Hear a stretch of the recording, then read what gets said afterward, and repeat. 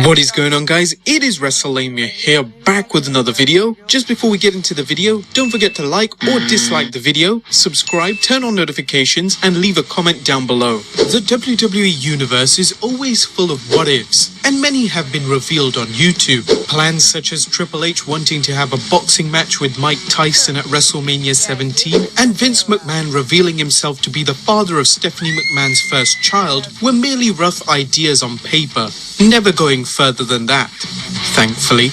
At times, however, the WWE would take an idea a step further and actually trial that idea as a one-off on a TV taping or house show. If they get a positive reaction from the audience, they'll take it on further. But these 10 plans were simply a one-off and scrapped immediately, possibly due to a negative reaction. Number 1. Rhodes Industries. Cody Rhodes proved he had a lot going for him besides pedigree when he worked in the Legacy, then branched out on his own. Although Rhodes was willing to do the Stardust gimmick, he felt it should be short-term, as he didn't want to capitalize on the work of his brother, Goldust. However, just before the WWE was in works of the Stardust character, a totally different gimmick was being planned for Rhodes. Both Rhodes and now wife Eden appeared in a business-like commercial. Rhodes talked about how underappreciated he is in the WWE, talking of Cena's merchandise sales, Rey Mysterio's tour bus, and what he actually deserves, being the hardest working man in the company. It would seem that Rhodes was ready to take it to the next level, under the guise Rhodes Industries, with a logo that has a strong resemblance to Iron Man's Stark Industries logo. However, it didn't go any further than this promo, and to date there have been no reasons why this gimmick was put on the back burner for the Stardust gimmick. Many thought Rhodes would pick this gimmick up after dropping the Stardust gimmick, but Rhodes arguably had bigger and better aspirations outside the WWE. Number 2. A babyface Honky Tonk Man. The Honky Tonk Man was most remembered for being the longest reigning Intercontinental Champion, but he was also one of the biggest heels of the 80s, possessing incredible charisma. However, the Honky Tonk Man didn't enter the WWF this way. Coming off as Honky Tonk Wayne in Stu Hart's Calgary Stampede Wrestling, winning the promotion's North American Championship and tag titles, Vince wanted the same success in the WWF. In Vince's head, he wanted him to be as big as the Boogie Woogie Man Jimmy Valiant, who was over as a babyface in several territories at the time. However, on his debut, he would be introduced by JYD to a lukewarm reaction. As a desperate attempt to get him over, he would friend the Hulkster, but regardless of the Hulkster's new ally, there would be hardly any reaction. In fact, babyface Honky Tonk Man cut a promo on the heel Macho Man, and watching it, you can tell there's just something missing.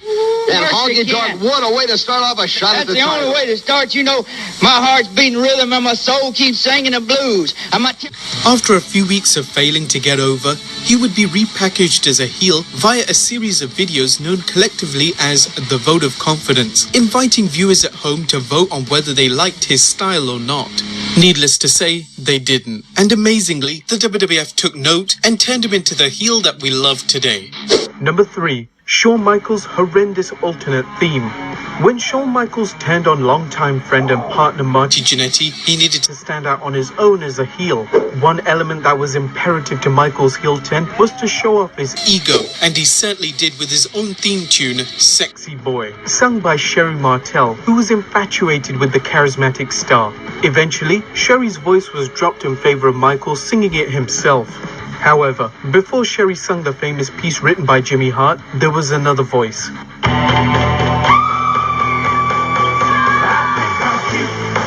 I know I'm sexy. I've got the looks that drive the girls wild. I got the moves that really move them. I can chill. That voice sounded very familiar, and many believe it to be Vince McMahon. In all likeliness, however, the mysterious vocalist is likely to be WWE's music mogul Jim Johnston. Still, Vince has never confirmed or denied this to be true. For those of you who are into our recycled theme music series, you might be interested to find out that Shawn didn't actually come out to his Sexy Boy theme on his debut, but a modified version of the Narcissist theme.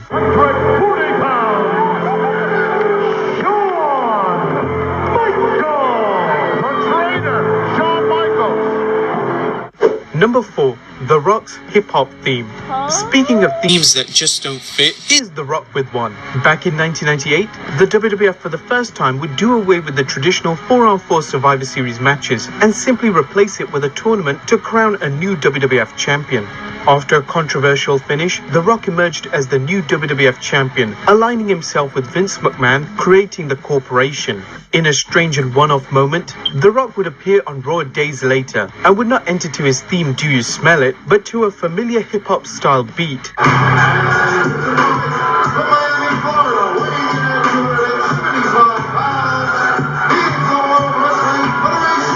What could only sound like a sample from Notorious B.I.G.'s Hypnotize, it was only a one-off, and the WWF resumed with The Rock's original theme. It seemed that The Rock experimented with another theme in 1998 that would be another one-off.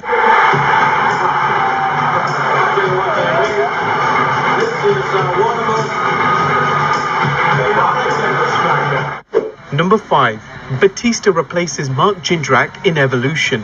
What could have only been an incredible opportunity for Mark Jindrak was quickly scrapped.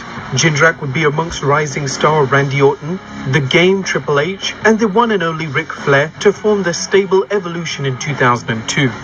In 2013, Triple H revealed that the much taller Jindrak would serve as an Arn Anderson-like enforcer to the group, with the WWE even shooting a number of vignettes of the original lineup. Jindrak, however, would not last long, and before the group's debut, he would be replaced by Batista, a decision that would quickly propel Batista to main event status. In an interview with PWMania.com, Jindrak commented on why and how he was replaced. On the 23rd June 2003, after Raw finished in Madison Square Garden, Vince McMahon wanted to see me in his office backstage.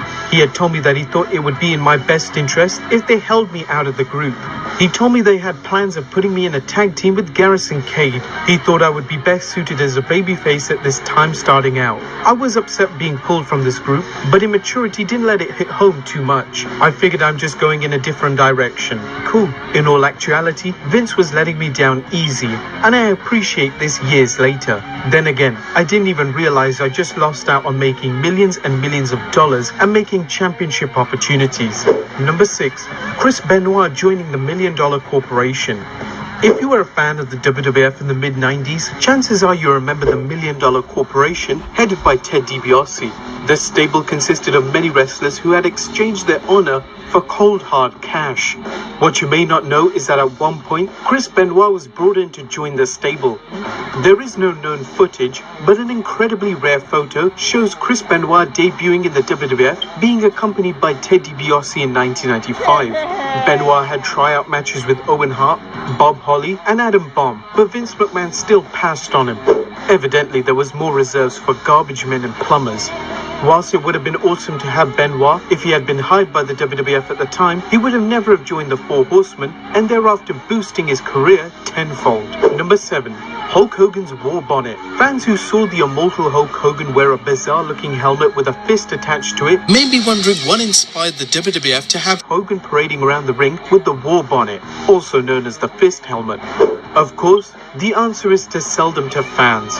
It was speculated the War Bonnet was to be on sale just before the Christmas shopping period, but it was so underwhelmingly received, it didn't even make it to the store shelves. Figures, as the thing looked downright silly and served zero purpose. Thankfully, the reception from the fans halted this abomination going any further. Number 8. The Ninja Turtles Tag Team. During the late 80s, an animated cartoon series called the Teenage Mutant Ninja Turtles debuted. It was an immediate hit with the kids, especially those who had been following the comics before the show. In the 90s, a whole range of merchandise was made, including action figures and even 3 live-action movies. It seemed the WWF wanted to cash in on the craze and had both jobbers Dwayne Gill, yep, him, and Barry Hardy, no relation, dress up in copyright infringement-like turtle suits named Tommy and Terry, the Toxic Turtles. The Toxic Turtles only had one match in the WWF against 2 other jobbers, but at least they showed a lot of energy in the match. Number 9. The female version of The Shield. The Shield has recently been one of the WWE's most popular stable, consisting of Roman Reigns, Seth Rollins, and Dean Ambrose. But some fans might not know of the WWE's plans of almost bringing in an all-female version of The Shield. The trio of Paige, Summer Rae, and former developmental talent Anya from the women's NXT division were all going to be part of the female version of the popular stable. In fact, the WWE went one step further and had a short be it low budget promo of the trio. But just by watching the promo, it's clear the stable wouldn't have had the same level of popularity enjoyed by the originals. Plus, during training, Anya had broken her arm and was released. She filed suit against both trainer Steve Kern and the WWE, but it was dismissed in June of this year. And number 10, Kane with the cape. When Kane arrived on our screens in 1997, he was quite clearly a chillingly scary character. The WWE did everything right with him. Great entrance, scary mask, and no talking. Well, that didn't last long. But some fans might not remember his first few matches in the WWE. Kane came down to the ring in a matching cape, taking it off when wrestling. Similar to The Undertaker in his trench coat. Only a few photos and amateur footage showed that the cape ever existed, and for whatever reason, WWE management thought the cape wasn't needed and took it off him only after a few matches. Well guys, there you have it. 10 shocking things you won't believe the WWE trialed, but immediately scrapped. Be sure to leave your comments Down below, and I'll see you next time with some more wrestling content. So I gotta say,